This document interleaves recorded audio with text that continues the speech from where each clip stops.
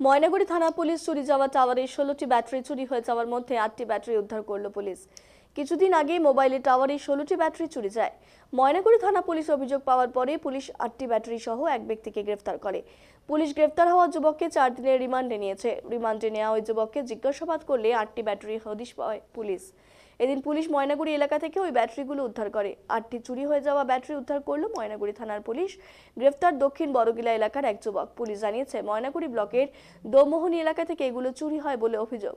ময়নাগুড়ি থানার আইসি সুবল ঘোষ বলেন, বাদবাকি ব্যাটারিগুলো উদ্ধার করার চেষ্টা চলছে। তিনি আরো বলেন, রিমান্ডে নেওয়া যুবককে জিজ্ঞাসাবাদে বাদবাকি আসামি এবং ব্যাটারি উদ্ধারের চেষ্টা চালাচ্ছে পুলিশ।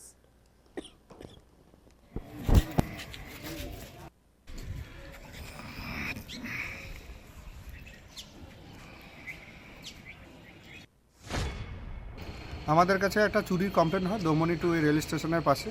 সেটা একটি টাওয়ার, ইন্ডাস টাওয়ারের ব্যাটারি চুরি হয়। সেই ব্যাটারি চুরির একটি কমপ্লেন হয়। কমপ্লেন হওয়ার পরে আমরা কেস স্টার্ট করি এবং আমাদের অফিসার এএসআই কালিদাস, ওকে আমরা এই কেস এন্ডোর্স করি। ইনভেস্টিগেশন করে একজনকে অ্যারেস্ট করার পরে তাকে রিমান্ড নেয়। রিমান্ড নেওয়ার পরে গতকাল 8খানা ব্যাটারি রিকভারি করেছে। বললাম কদিনের রিমান্ডে নিয়েছেন?